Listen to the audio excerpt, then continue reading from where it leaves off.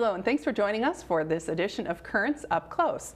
I'm Linda Bowman, and today we're going to be talking about something that much of the city of Cedar Falls is discussing these days, and that is the reconstruction project for University Avenue, a main thoroughfare in the city. Joining me today to discuss it are Ron Gaines, the Director of Community Development, and Randy Lorenzen, City Engineer. Back for another edition to talk about a streets project. This is good. It's progress, right? But this is a very big project that we're talking about. And we thought we would start today by actually discussing how it is that we got to this point in time where we're looking at an actual concept. So Ron, can you tell us kind of the timeline?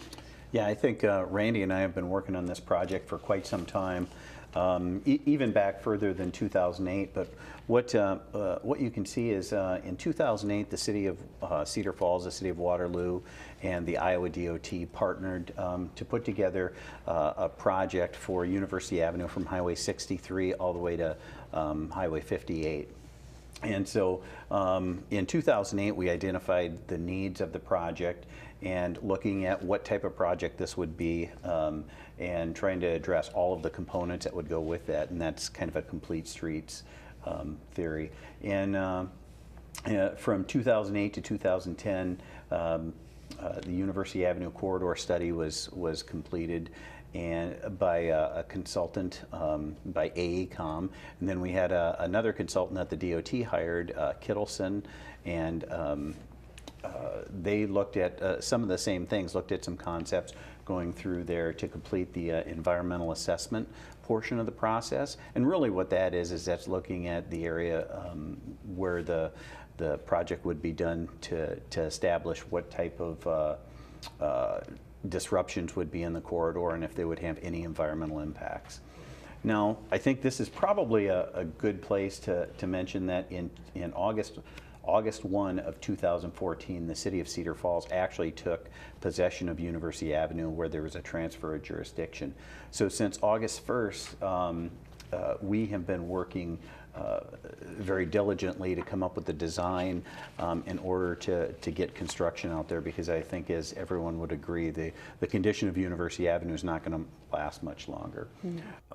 In May of 2014, the City Council adopted a number of priorities for the project. There's 9 project priorities that the City Council adopted, and just kind of go over them real quickly. The first is probably one of the most important, and that's create a design that is safe and move all forms of traffic as efficiently as possible. Use safe and consistent traffic speed such as 35 miles an hour. So that's really what the design speed is going to be on University Avenue. The consultant has taken into account that 35 miles an hour is going to be the design speed along that corridor. And by all forms of traffic, that means not only do we want to move vehicular traffic, the truck traffic, we want to use, make sure we have accommodations for the bus route and pedestrians and bicyclists along the corridor.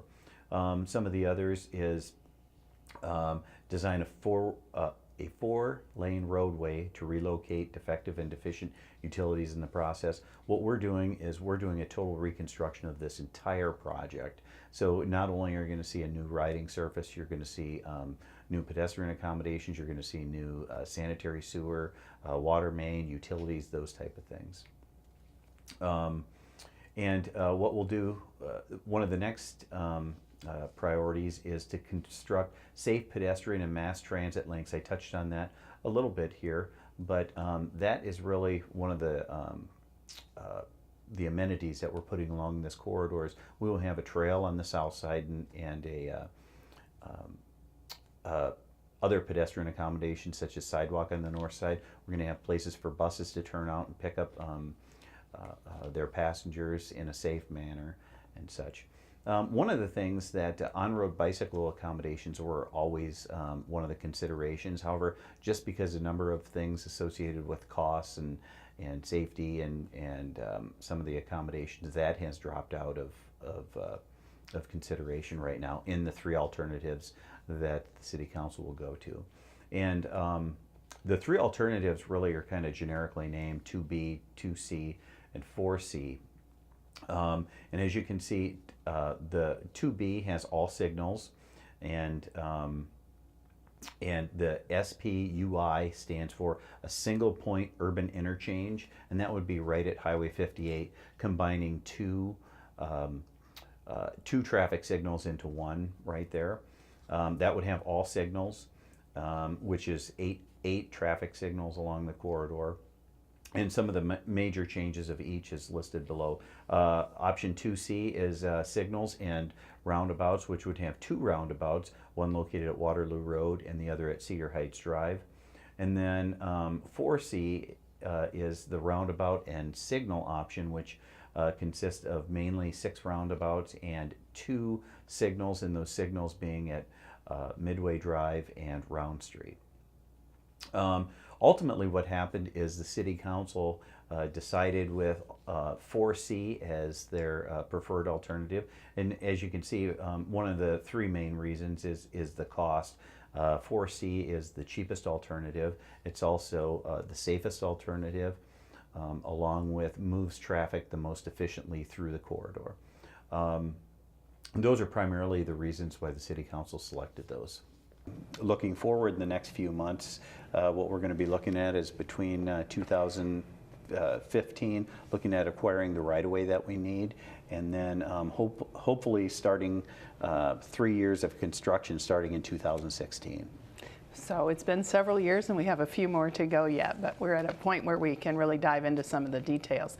You mentioned a phrase that some people may or may not be aware of, and that's the complete streets concept. Randy, do you want to kind of fill us in on what that exactly entails? Complete street would be a street that's designed and operated for all different users. Trucks, buses, cars, pedestrians, bicyclists, all different ages and ability levels. And so when we look at University Avenue, that's one of the priorities that we had, to make sure that all users, when the corridor is reconstructed, would be able to use it. And that's really a concept the city approved of several years ago, is that anything we do should be a complete street. That is a resolution that the City Council adopted several years ago. And as opposed to maybe designing a new street thinking just about one form of transportation, automobiles, and not anybody else who would use that, correct? That's correct. All right. We are going to take a good look at some of the details of the proposal for University Avenue, but I want to mention too that there is a website that the city has set up, because we know there are a lot of questions. We want to make sure there's a lot of information out there. And we have a slide to show you where you can find information at any time and how you can ask additional questions. So there's a website set up at cedarfalls-universityavproject.com. That's the website. You could also email universityavproject@cedarfalls.com. So, and if you go to the city's website, which is cedarfalls.com, I'm sure you'll find the link there on where to find the information as well. And anytime that you have a question that you want to ask about this, you're welcome to do that. The lines of communication are open. Let's talk a little bit right now, if you would, Ron. Tell us the difference between what we have, which is an approved concept, and a final design. What's the difference, and what are we actually discussing today? Yeah, I think what you'll see is what the City Council recently approved was a concept. And so what we're looking at doing is moving forward with final design. And so we're going to work within the concept of what they've approved. What they've approved is a concept including 6 roundabouts along the corridor. Now, what you'll see in this particular concept is you'll see driveways that are located at certain places, maybe a trail that needs to be moved or something. But what we're really looking at right now is a concept, and as we get into the details of each individual property, some of that's going to be refined. And so I think what you can see right now is that overall corridor concept. And as we're moving along here, this is they're showing you right-of-ways. Excuse me. The frontage roads, some of those frontage roads, which will be adjusted. That's Waterloo Road, moving to the east here towards Waterloo. So kind of, you have to think subject to change when we start to take a closer look at all of these details, because the concept is not the final design. That's correct. I think if you take it in this, the location of the roundabouts at particular intersections, those are pretty much final. But when you start to look at driveways and some of those things, those been established. And I think one thing that maybe is a good way to put it is what you see right now is a two-dimensional illustration of the design. What we have to do now is go into that third dimension and start designing the sanitary sewer, the water main, all of those the infrastructure components that go along with the reconstruction of the roadway. So little tweaks could come here and there in those That's as correct. you take a look at all of those little details. Well, we have several slides that we want to take a look at that will show you portion by portion exactly how that concept looks right now. And we're starting right underneath Highway 58, and this is the far western edge of the project right now at University Avenue. And this is an interesting shape even for a roundabout. This is called a teardrop roundabout. Is that right? It is. It's commonly referred to as a teardrop roundabout or a double roundabout. And really what this is intended to do is increase the flow of traffic right under 58 and where those on-ramps are. What this would do is remove two traffic signals in this area and allow traffic to flow freely. Now, as you look at the two-dimensional graphic of it, it appears a little bit confusing, but these are in several places throughout the country. And I think this is a good illustration here in Carmel, Indiana. This is one that actually goes over Highway 58. Or over the highway. Ours will actually go still under Highway 58. I agree. The pictures here from Carmel are nice because when you look at the design, you almost feel like you're going to be driving through a figure 8, but that's not the case. As the pictures show a little bit better, I think. Yeah, how it and as actually the and as a driver, when you're down on that level, it's much less confusing. It's actually very free flowing. And you mentioned that it takes out a couple of stoplights, reduces the need for those stoplights, so traffic will keep moving. And isn't that one of the overall themes of this whole reconstruction? Yeah, one of the things that the consultant looked at is actually moving traffic safely and efficiently, and with this concept, it actually achieves both of those goals or priorities that the council set. Okay, let's take another look to the east. We'll just go block by block, basically, as we move along here. Randy?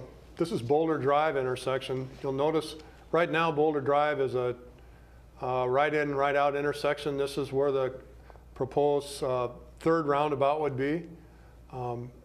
It would connect Boulder Drive with University Avenue, and it would take the traffic that presently uses a signal at Valley Park Drive and move it a block to the west to Boulder.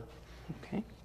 And you can see Pete Junior High School is right up to the north of that roundabout, and you can see a little bit of trail access. We'll talk a little more specifically about how pedestrians cross roundabouts, but that would be the access point for people who wanted to cross there to get to Pete as well. I think one thing that this roundabout does for us is, as Randy mentioned, it eliminates the Valley Park traffic signal, but it also eliminates the one at Tucson. And so we go from two traffic signals to one roundabout along that corridor, moving traffic that much more efficiently. All right. Speaking of Valley Park, let's slide our slides again, and we're getting to the next slide where you see Valley Park. The roundabout is there on the left, and then Valley Park is the next street to the right of that. Excuse me. Moving to the east, the roundabout that you see in the left hand of the screen is the Boulder Drive roundabout. Valley Park is the next street. There'll be a median there. You won't be able to go north and south through that intersection. And that's a change from That's a change what from it what's is there now. now. One other thing to notice is there's mid-block right-in, right-outs to a number to the restaurants on the College Square side, and there's also a right-in, right-out on the north side into the businesses that are north of University Avenue. Another component that's important is to look at the frontage roads. The frontage roads will be utilized by those mid-block connection points to get to the businesses or restaurants on the south side, and the same on the north. On the north side, the frontage road will allow travel east and west to the driveways, same thing on the south. But parts of that frontage road will be removed as part of this design in order to eliminate that congestion that happens at the street intersections. Right, and let's talk about that for just a minute, because some people might look at that, say above Carlos O'Kelly's, and say, well, that we're losing an access point. But in reality, you're hoping to relieve congestion by a better flow in and out of different businesses. Yeah, in particular for Carlos O'Kelly's, they don't have access to the frontage road right now. Both of their access points are to the back edge road. This would actually allow them some additional access. Sure. So that's what the point of this whole thing is to improve flow for all of the businesses and also to increase the access where possible. All right. Well, let's keep heading to the east then, and we see another roundabout coming up here. What we have here is the Holiday Road roundabout, and this is a little bit of a change here. This will give the users full access right into the middle of the shopping center there, heading to the south on the screen. As you can see, again, there's a number of connection points from University Avenue right in, right out, and also some bus turnouts in this particular area where we can address some users there. And again, you could almost call it a star shape a little bit that's going around the roundabout, and that this is, again, the pedestrian access, correct? Correct. And we'll talk a little more about that. But again, this would provide some access right between the bank and Panda Express to get into College Square on the south side, and then Famous Dave's to the north. And we are meeting with all of those businesses as we discuss some of these access points to make sure that we're locating them where it makes sense for the business as well. And that was one of the reasons that this plan was chosen, is that there's less impact on some of the businesses than some of the other plans might have proposed. That's correct. All right. Well, let's keep going on the slides to the east. To the east, you can just see the entrance into the Holiday Road roundabout on the left side. As you move to the east, there's mid-block connections. On the north side, there's a connection a 3/4 in that goes to Melrose Drive. On the south side, it's the same that we saw earlier. There's a mid-block connection right in that goes to the frontage road on the south side of the road by Applebee's. And those are new. Those don't have Those are new. access Those would points be right now in from addition University. to what is there existing. Ron mentioned a minute ago, there's another little bump out on the north side that would be for bus bump out for transit traffic. As you continue to move east, the frontage road on the south side, the concept is to let people into the frontage businesses from the frontage road, but again, disconnect the frontage road from the main intersecting streets. Now, just on the right side of the photograph, you can see the entrance into Blackhawk Village. That's no longer a through intersection. It'll be a right in, right out. We are taking a look at that to see how we can maximize and promote access for those businesses that are there. And I think in the next slide that you'll see will show the reason for that. You'll see the next roundabout, which is at Waterloo Road. Yep. And there it is right there. And there it is. So if you could back away from this and look at it from a big picture, there's the 3 roundabouts that we talked about. One is on the west side of the shopping area, one is basically on the east side, and one is in the middle. It's going to maximize the access, keep that traffic spread out and moving through the area fluidly and without a lot of stop and go, and keep everybody moving. How many stoplights are there right now? There are several. Well, there's I could probably count them one in at my each head. of the ramps at Highway 58. There's one at Tucson, one at Valley Park, one at Holiday, one at the entrance to Blackhawk Village, and one at Waterloo Road. I think that's 7, I think, is what I counted. And those will all be gone Those will all with be the gone. roundabouts. In that segment, All right. yes. So And so traffic will one other interesting be thing with moving. this configuration is we also added some access points to the back of the Clarion Motel. So they now have an access coming off Waterloo Road, as you can see in the illustration there. All right. And that's right, you can see the Clarion right up there in the upper left corner. All right, let's go ahead and advance the slide, and then we'll get into our next block that we want to discuss. And you'll see a stoplight. This first is an one. interesting, yeah, this will be the first stoplight along the corridor at Round Street. And there's not a whole lot that changes in here, except that we're going from 6 lanes down to 4 lanes in this particular section with some turn lanes. So, so not a lot changing here, but there is a stoplight proposed at Round Street. And since you mentioned going from 6 lanes down to 4, Let's talk about the reasoning behind that. As we mentioned at the beginning, this has been a long time coming, and there have been a lot of studies, but some people hear reducing lanes and they think that that's going to automatically increase congestion. Yeah, as we mentioned, the engineering firms that we've hired for this have looked at several different configurations of University Avenue, whether it has stoplights or it has roundabouts. And what you'll find is to get the traffic flow moving there, and the number of cars and the projected number of cars in the year 2040, this 4-lane configuration will easily support those number of vehicles in the 2040 time period. Okay. Let's take a look back at the slide we were looking at. We saw the stoplight at Round, and why no roundabout there? Was that not possible, or is this a better design It would option? be possible to put a roundabout at Round Street, but the impacts to the businesses that surround that intersection were very heavy. It would have resulted in a number of businesses having to be relocated, and I think that the consultant looked at that, and one of the goals was to make it as efficient as possible, but at the same time minimize the impacts to the existing businesses, and the impacts there were greater than the benefit of putting a roundabout there. All right. Okay, well, let's move on east then from Round and see what's ahead.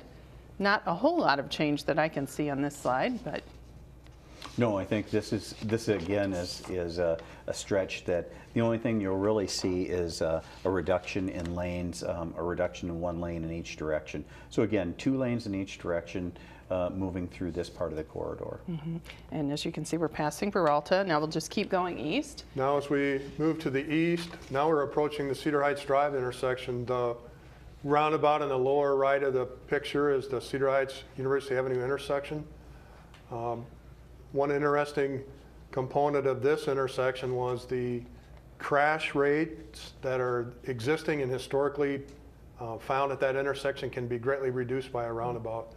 And again, that's one of the positive aspects of it, is it can make an intersection much safer than a traditional stoplight intersection. How is that, Randy, that it's safer? Some people seem to think that makes it more dangerous, so can you explain I think that? what you can say is that an intersection, when someone makes a mistake at a signalized intersection, they're usually traveling at a high rate of speed, and the severity of the collisions or accidents are much, much greater at a signalized intersection. A roundabout, there's going to be people that make mistakes in a roundabout, but it's at a much, much slower speed, and there's no left-hand turns in front of somebody else that a signalized intersection has. Everybody's going the same direction, and seems to flow pretty smoothly. More of a glancing blow More if of a there is a glancing blow. collision That's instead what of we're maybe a hoping, yes. head-on or T-bone type of accident. Yep. Okay.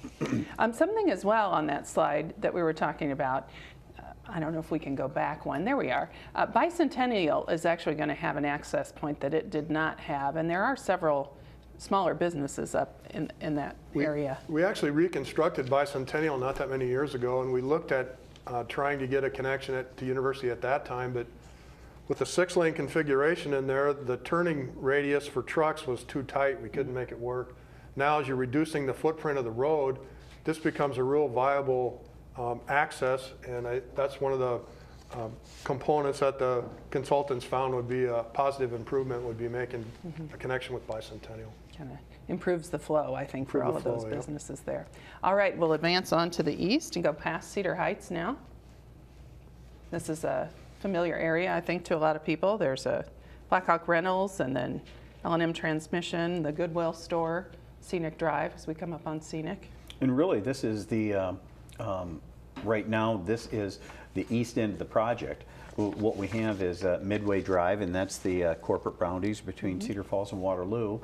And so there's the traffic signal proposed there, but I think you can see that this just reduces lanes, and we add a couple right in, right outs to some of the businesses along there.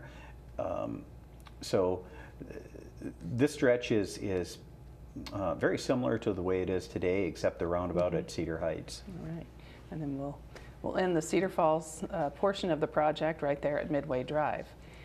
We want to take some time to talk about some frequently asked questions that are popping up as people are taking a look at the plan and trying to understand what it involves. And one of the things is that you mentioned there's some right-of-way acquisition to be done. And yet we're reducing lanes from 6 to 4. So why shouldn't there already be enough property there to do this without having to access those right-of-ways?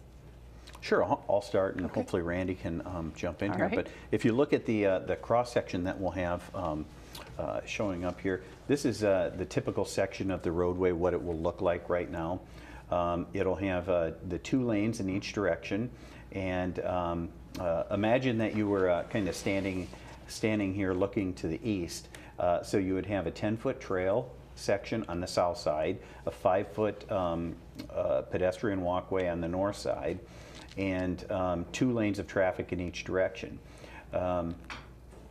One of the things that we've tried to do here with the design is separate the trail and the sidewalk to maximize maybe some snow storage space in that area. And if we can go to the next slide, we can show this. If you look at the dash line there where it says existing pavement, what you'll see is that's where the roadway would go to today. So you can see where we are actually reducing the footprint of the roadway, but in order to go ahead and get the sidewalk and the trail sections in there, we are allowing for some green space in there. Again, this is the side with the north side with 5-foot sidewalk. All right. The next slide then would be the south side. Again, you can see where the existing pavement would be. It would be probably 1 or 2 feet into that existing trail section, but this is a 10-foot bicycle path, very similar to what you see all over Cedar Falls. So this has 9 foot from the back of curb to the face of the trail. And this again goes to that complete streets concept, that it's about how everyone's going to move efficiently along University Avenue. Trying to accommodate all the walkers, users. Yeah, all the users. All right. I look at these slides and I think, wow, it's a lot more complicated on paper than it appears to be as we just watch something being built, right? One thing to add is that the existing right-of-way out there is not that far distant behind the existing curb. Okay. So that's one component of it that it's kind of surprising to see that big of a facility, but then to realize that in most cases there's not enough room behind that curb to put a shared use path or a sidewalk. So that's part of the trade-off of why it takes more room than it would have. And then there's one other piece that we wanted to mention here, and that is those bus bump outs, the bus stop bump outs that you have built in along the roadway. And let's take a little bit closer look at that so that everyone understands what we're talking about here. When we visited with a lot of the business owners out there, one component of the the complete streets concept was to serve all users, and we had a real a lot of input about where the Met Transit buses drop people off and pick people up. Okay. And one of our goals was that if a person has a place to get dropped off and get picked up, they also have to have a way to get to that point. And that a combination of the sidewalk and recreational trail and then the bump out locations can allow for that to happen. So as you look at this slide, you see the bump out, you see the sidewalk or the trail right behind it, so there's easy access for pedestrians to walk up to the bus stop. And then in that little bump out, that's restricted, I'm assuming, to those transit buses only that would be making the stops to pick up and drop off people. That's correct. Unfortunately, right now, we don't have that pedestrian access to those bus benches along University Avenue. So especially this time of year when you have the big snow piles, the people that need to use that Met Transit system, it's difficult for them to get there. Sure, and probably discouraging to others who might want to use it, but think, oh, that's not worth the trouble maybe at this point in time. And sure, a big safety consideration for people as well going forward. Another question that we hear, hopefully we have this behind us now for a few months, but how do you do snow removal in a roundabout? How does that happen? Well, we've been asked that question several times, Sure. and we were able to get a video from the city of Johnston. All right. And what you can see here is you can see they have a small pickup size snowplow going around, and right now he's actually on the truck apron.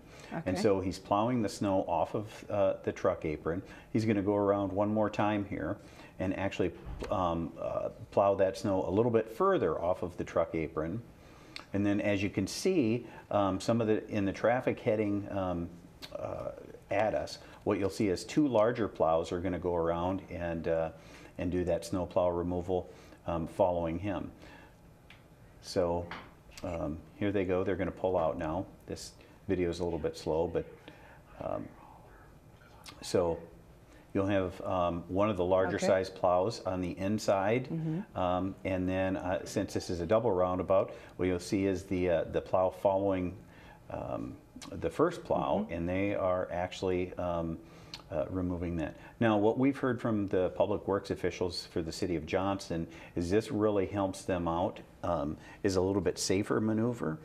They're able to clear this in about 2 minutes, a roundabout, which is a little bit less time than they would be if they were doing a traditional intersection that is perpendicular to each other. This the snowplow drivers can always be going in a forward motion, where unfortunately in the traditional type intersections they have to back up and do some of the snow clearing that way. All right, and of course we've got snowplow drivers out there that've gotten a little experience, I think, on that in Cedar Falls already, as we've got 3 roundabouts, I think, operational. Four at this point.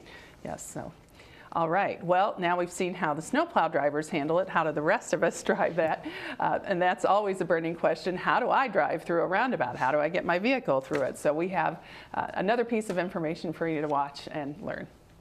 Roundabouts are circular intersections that direct traffic around a central island with yield signs, directional signs, and pavement markings.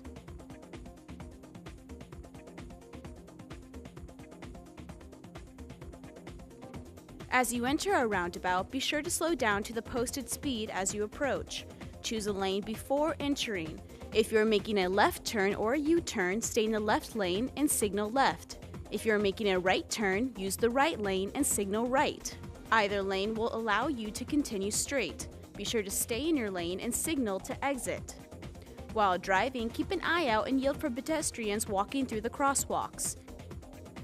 As you enter a roundabout, yield to vehicles and bicycles that are circulating the roundabout. Once a gap in traffic appears, merge into the roundabout.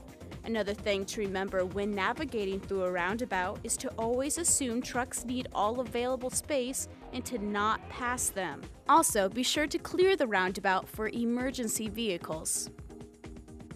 Pedestrians should stay on the sidewalks and cross only at the designated crosswalks. You should never cross into the circular center island. Always look for traffic from the left before entering the crosswalk, and do not cross until there is a significant gap in traffic, making it safe to walk through the crosswalk to the splinter island. Before continuing on the crosswalk, look for traffic from the right, and again, once there is a significant gap in traffic and it is safe, continue through the crosswalk to the other side of the road. Cyclists can navigate a roundabout in the same manner as a pedestrian or a vehicle. If you choose to navigate the roundabout in vehicular traffic, take the correct lane and circulate as a driver would in a vehicle. Use hand signals to show your intention. Never circulate in the opposite direction of vehicular traffic. If you don't want to ride with traffic, dismount and walk your bike using the pedestrian walkways. That was Shelby Gappa with Channel 15, showing us and telling us how to navigate a roundabout in our vehicles, and also if we're on foot. We do want to talk about that a little bit more, because people have expressed safety concerns about how pedestrians get across roundabouts. We're used to, maybe pushing the stoplight and actually activating it so that we can get across. So we want to kind of walk through those steps again one more time so people are clear on how this actually works. One thing that's kind of interesting is, I think, as we talk, and we've explained this to a number of citizens that are asking, how would you cross University Avenue? One thing that's very interesting or hard for them to maybe grasp is, right now University Avenue is a 6-lane, for lack of a better term, highway. That's how it was originally designed, and the speed limit's 45 miles an hour. The new design is going to be a 35 mile an hour with having to slow down to about 15 miles an hour into the into the roundabouts. So as you can see from the illustration here, what you'll do is, if you're on the trail system or the sidewalk system at position number 1, what you'd look at doing is you'd get up to position number 2, where you're looking to cross. Look, here you only have to look to the left then. The driver only has to pay attention to at that particular time, pay attention to someone in the crosswalk. If no one's coming, proceed out to number 3 and number 4, where there's actually a pedestrian refuge island. You can stand there at that pedestrian refuge island and then look off to the right, and then proceed when no traffic's coming, and then you've ended up crossing the street. Now, again, we explain that to a lot of people, and I think it's very difficult to envision crossing over there. Here you can kind of see where it's zoomed in a little bit more, but I think it's very difficult for some people to imagine that in the future, knowing that for all this time University Avenue has been a 45-mile-an-hour street. Now it's going to be 35 miles an hour, and you're really going to have to slow down entering into that roundabout. I don't know about other drivers, but I know I get a little nervous when I see pedestrians on University Avenue trying to get across. Even with the stoplights there, it makes me nervous to see them standing and waiting. So it does seem like it might be an improvement. And I noticed in the video that, I think that was in Carmel, Indiana, it seemed like the guys were kind of just sauntering across. So it does help you visualize that the speed is much slower than we think of right now. And as our consultants put together the modeling for the traffic that's going to be through there, there's a number of gaps. It's not quite as treacherous as people may think. Okay. Another thing Shelby mentioned is assume that trucks will need both lanes, and we want to talk a little more specifically about that as well too, because we have some slides that'll help us take a look at that. In terms of making a left turn, Randy, you should assume they need all the space. When I know there's a lot of citizens that have concerns about the roundabout and large trucks, and the way the roundabout is designed is a large 18-wheel truck is allowed to use both lanes of the roundabout. So if you see a truck in the roundabout, you should yield to it, let it make its movement. This diagram here shows how a truck entering a roundabout would make a left turn. It would be similar to what a car or any kind of vehicle would do, except he gets to use both lanes to do it. Okay. And then for a right turn? Similar. Right turn, it's same concept, except he's only influencing a small portion of the roundabout. He has to take both lanes to swing out and make that right turn.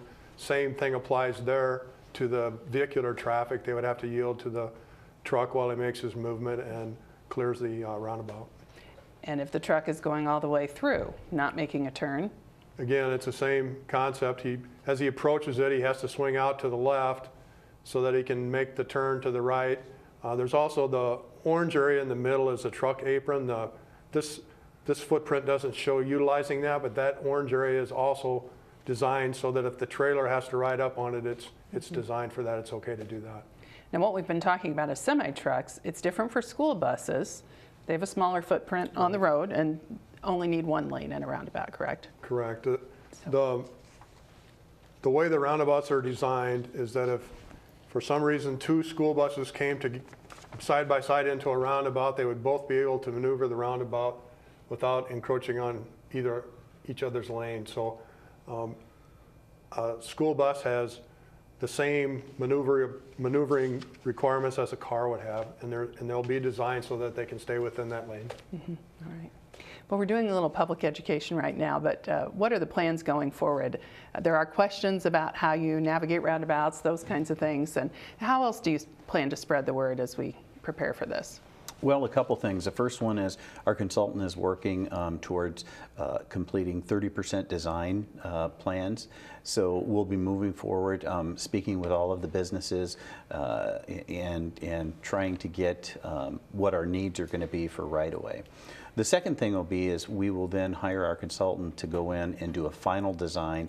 And really what that means for us is getting everything to 100% construction documents so we can get that out to bid.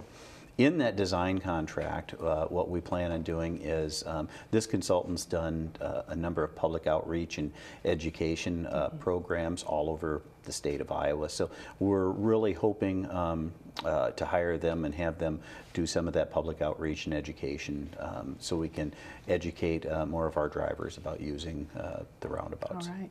And there is, as we mentioned earlier, there's a website set up that offers you additional information.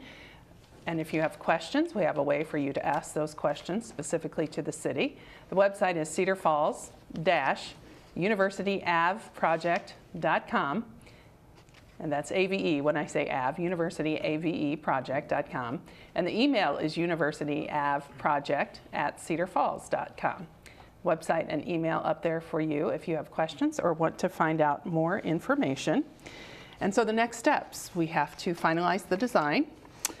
Finalize the design and hopefully get construction drawings ready so in the spring of 2016 we can begin construction. All right, 2016. Anticipated date, and how long will it take to finish this stretch of University Avenue? We're actually, this is a 2-mile stretch, and what we really need to do is throughout the construction process maximize our access to the existing businesses along there. They can't afford for University to be shut down entirely for. So that's going to be one of the big things in the design phase is figuring out that staging plan. But what we anticipate is 2016, 2017, and 2018 will University Avenue from 58 to Midway Drive will all be under construction. All right. Well, there will be more to discuss in 2016, I'm sure, as we move forward, even sooner, I would imagine, as well. Thank you both, Ron and Randy, for being here today to explain more of the University Avenue Reconstruction Project. And thank you all for joining us for this edition of Currents Up Close. Thank you.